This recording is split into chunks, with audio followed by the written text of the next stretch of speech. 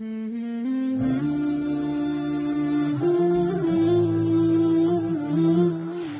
علی وقار ٹکراتی ہے میرے پردہ سماج سے برما کی اس ماں کی للکار کہ جس کے لختے جگر کا جسم ٹکڑے ٹکڑے ہو کر بھوکے کتوں کی نگاہوں کا نشانہ بنا.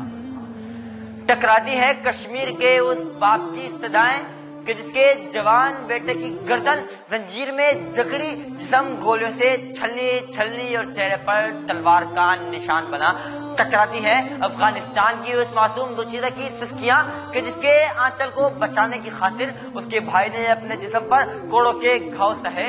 ٹکراتی ہے فلسطین کی اس معصوم دوشیزہ کی آہیں کہ جو آخری ہچکی تک خون انسانیت پر واویلا مچانے والوں کی راہ تکتی رہی.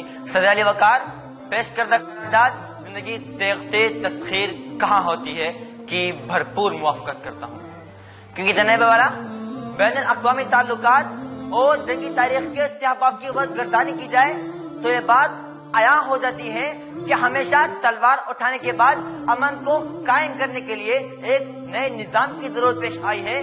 چنانچہ اگر زندگی تیغ سے ہی تسخیر ہوتی تو برطانیہ اور فرانس کی تیسری جنگ کے بعد دوبارہ امن کے قیام کے لیے معاہدہ پیرس نہ لکھا جاتا.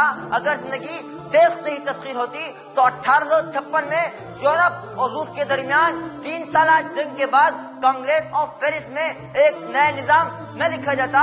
اگر زندگی تیغ سے ہی تسخیر ہوتی تو پہلی جنگ عظیم میں کروڑوں لوگوں کی ہلاکتوں کے بعد لیگ آف نیشنز کے قیام کی ضرورت پیش نہ آتی. اگر زندگی تیغ سے ہی تسخیر ہوتی تو دوسری جنگ عظیم میں لاکھوں لوگوں کی ہلاکتوں کے بعد اقوام متحدہ وجود میں نہ آتی. جاگتی نظروں سے تم پر نہ تاریخ کو، جاگتی نظروں سے تم پر نہ تاریخ کو لٹنے کا ہر سبب اور سانحہ مل جائے گا، لٹنے کا ہر سبب اور سانحہ مل جائے گا.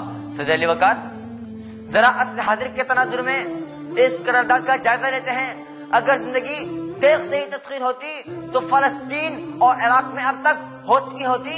شام اور کشمیر کی سنسان گلیوں میں کٹے پھٹے جسم، خون میں لت پت بچے، جلتی اور سلک کی لاشیں آج امن کی بھیک نہ مانگ رہی ہوتی. افغانستان 19 برس جنگ میں گزارنے کے بعد آج سکھ کا سانس لیتا. وہ امریکہ جو کبھی دھمکی دے دینا سکتا تھا آج امن کی بھیک مانگنے کے لیے مذاکرات کی میز پر نہ بیٹھا ہوتا. تیری نگاہ کا مرکز ہے پستیاں لیکن بلندیوں کے ستارے کچھ اور کہتے ہیں. ہمارے خرمن امن و سکون جلا کر بھی تیری نظر کے اشارے کچھ اور کہتے ہیں، تیری نظر کے اشارے کچھ اور کہتے ہیں.